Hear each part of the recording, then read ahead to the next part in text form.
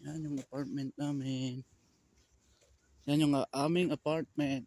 Yung kami sa 7th floor. Yan. Snow is snow. -6 ngayon. -6. Pero parang ayos lang. Kaya naman. Ang mahirap dito sa Poland is yung pag-start ng snow doon.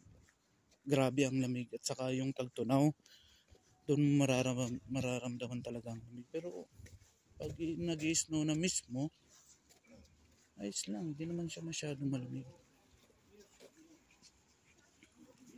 Ngayon, pupunta ako mag-ikot-ikot. Kukunin ko yung decision ko sa gumawa ng aking TRC sa naglakad ng aking TRC. Malamig lang sa paa. Malamig sa paa kasi hindi ako gumamit ng skinny jeans. Pero ayos lang ang lamig. Kaya naman. Diyan lang naman tayo pupunta doon sa sentro. Dito pala pag naglalakad, priority ang tao. Like tulad niya, no?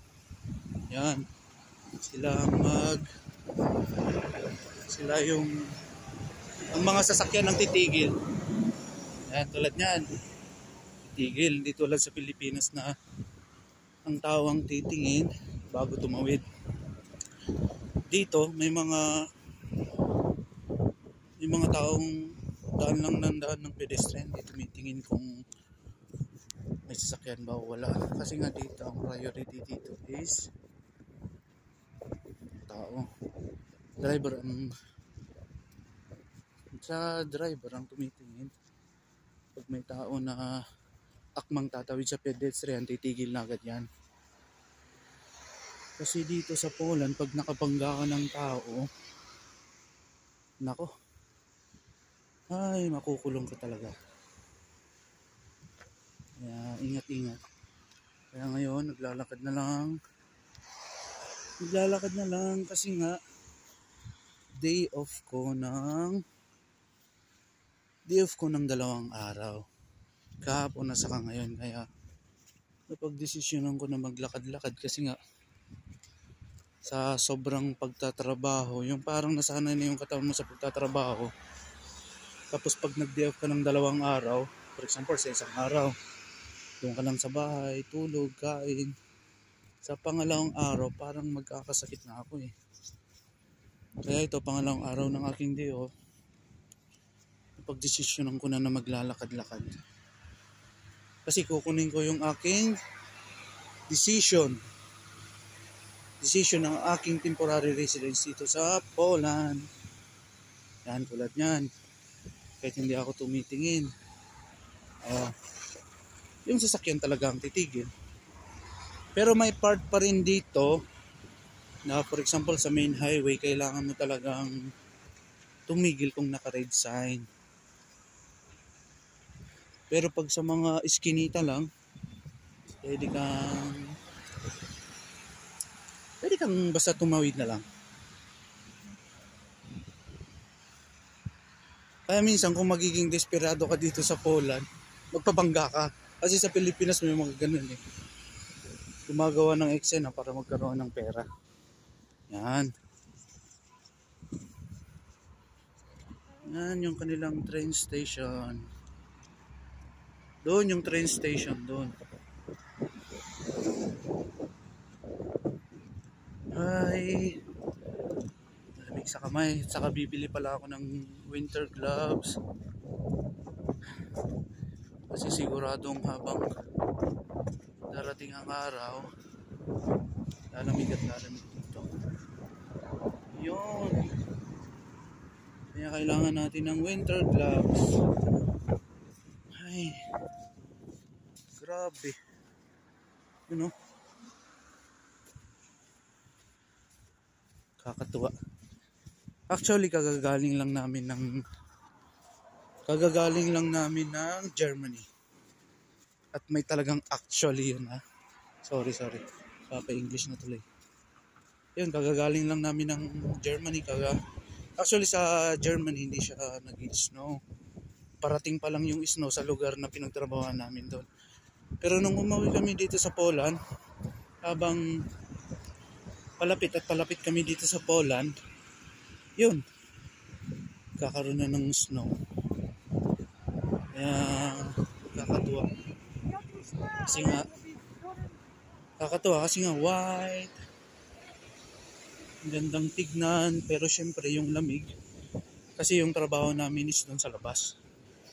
Kaya syempre malamig. Pero nakakatuwa kasi nga sa tropical country tayo nang galing. Kaya nakakatuwa pag nakakita tayo ng snow. Yan. Mga pan pa siguro. Mga 5 minutes pa. Yun, yung hindi sana tayo maglalakad. Kaso lang yung sasakyan natin hindi ko may start. At saka naiparada ko sa alanganing lugar kaya mahirap siyang kunin, kaya napagdesisyonan ko na iwan na lang doon. Maglalakad na lang sa pagpasok bukas. Ang gagawin ko, maglalakad kami papunta sa aming kakilala, ka-workmate din doon sa base, at saka magkikisuyo na magkikisakay. Ito ang kanilang grocery store, Kaufland. Ay, kakatuwa ang snow, kaso lang na malamig.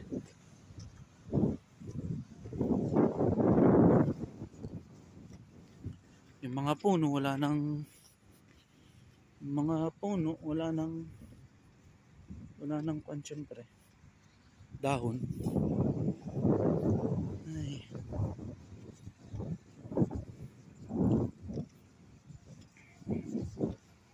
Unang pupuntahan natin is dun sa agency na umasikaso sa aming temporary residence. Kailangan kong kunin yung aking decision paper kasi nga kailangan yun pag ang isang official dito is for example police sinita ka, hindi lang dapat TRC card ang ipapakita mo. Kasi minsan magre-require pa sila ng ibang mga dokumento at isa na doon is yung decision paper. Yun yung una nating pupuntahan. Pagkatapos noon, maglakad-lakad sa galleria, isang maliit lang na mall. Tingin ng winter gloves sa winter socks kasi bukas magtatrabaho na ulit.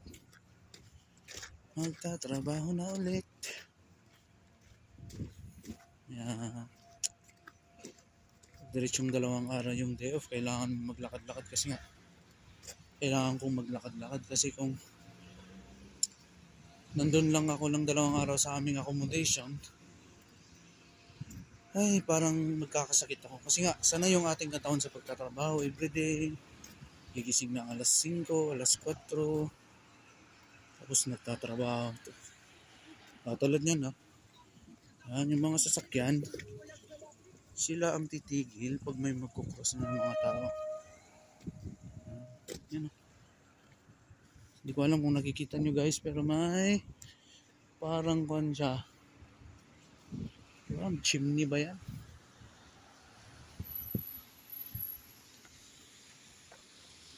Yan. Dito yata guys yung may mga wagwag din dito. Yan, hindi tayo papasok, papakita ko lang. May mga wagwag dito. Yung wagwag dito is per kilo. Yan, may brief, may bonnet.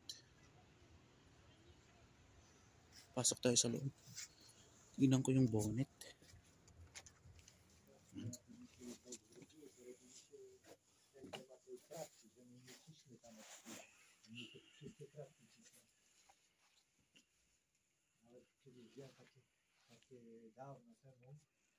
Tingin tayo ng bonnet, pero pang batang mga bonnet.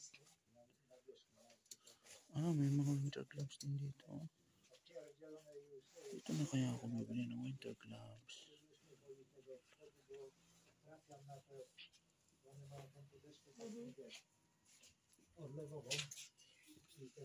$60 kilogram. Per kilogram lang dito, pero ang kukunin natin is isang pares lang na ganito. Winter gloves na ang alam ko eh.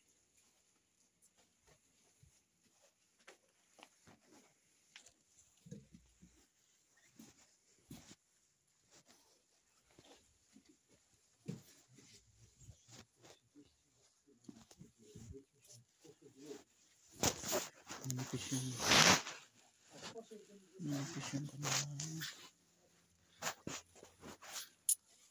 Ito may mga jacket sila. Winter jacket.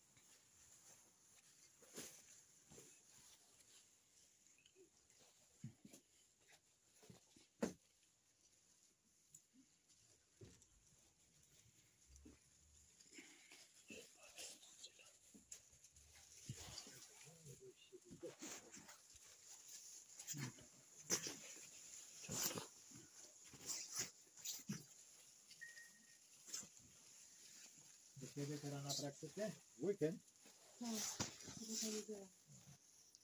How much? Słucham? How much? 10 zł. Kurde, nie ma zamka.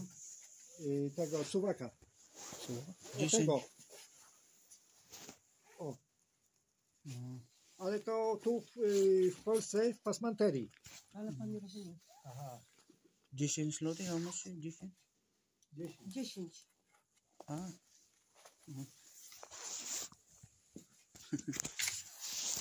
Mahal. Mahal siya. Yan.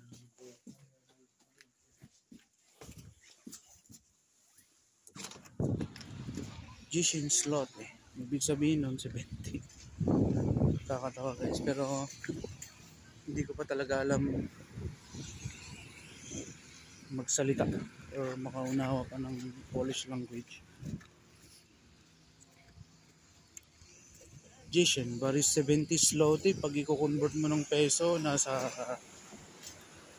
pag pesos, nasa kondin yun eh. 70.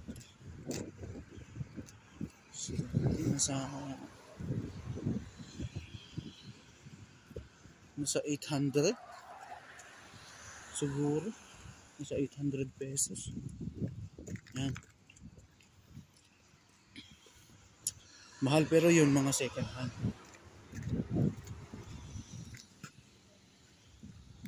yan. Nakakatuwang tapakan yung mga snow. Nakakatuwang tapakan yung mga snow guys.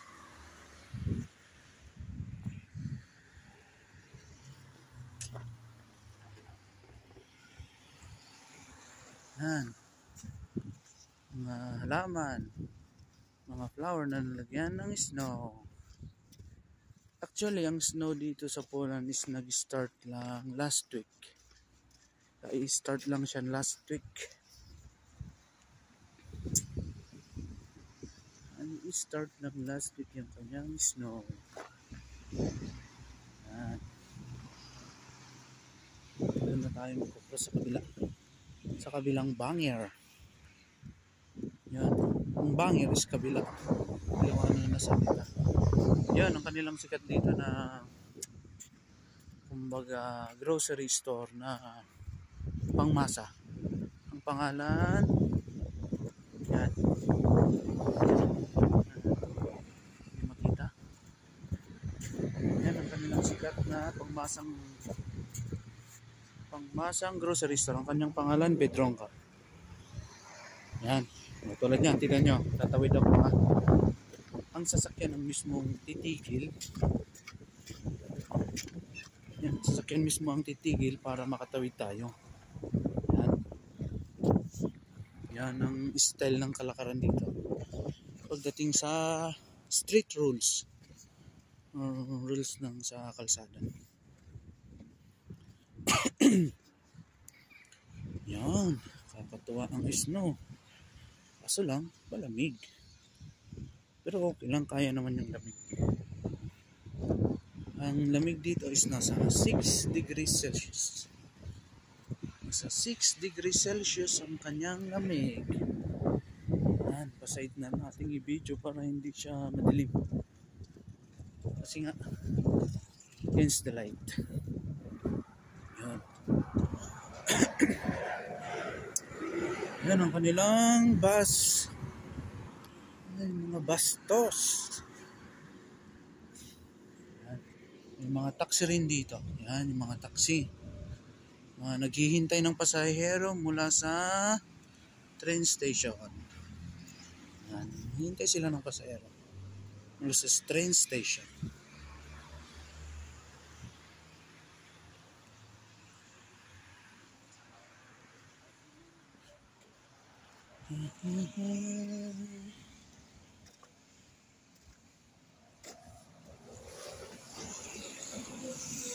Okay. Pero syempre, pag tatawid tayo, kailangan pa rin nating tumingin. Yan. O, kasi may mga driver din dito na kaskasero. Yung talagang pag hindi ka pa nakakatawid, bibilisan nila para siguro kasi sila nagmamadali. Yan. Kaya dapat tingin-tingin din sa kalsada. Pero may mga ibang mga lokal talaga dito na mag-cross na lang basta-basta. Kasi nga, ang priority dito is tao. Pagdating sa kalsada. Pag nakabangga ka, kahit kasalanan man ng tumawid,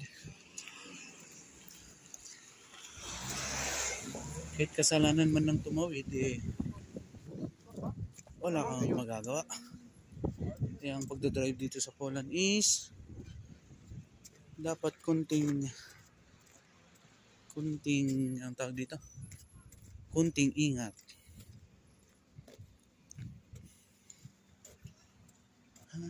Pasay na.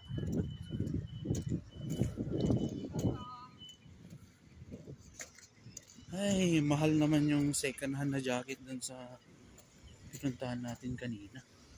70. May mga jacket pa naman ako.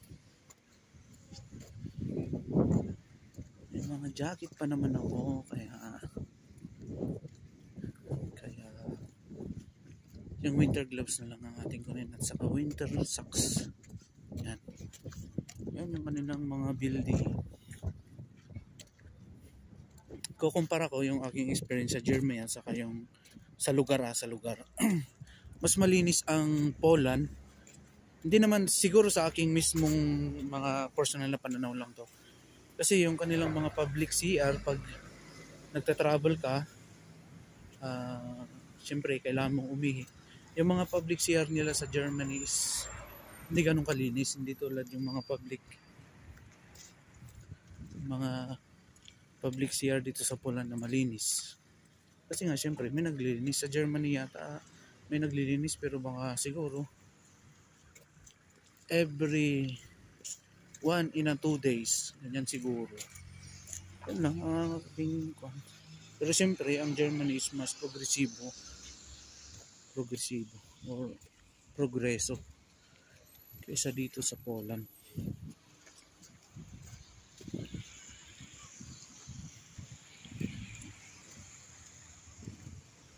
Okay, yun na lang guys. Bye.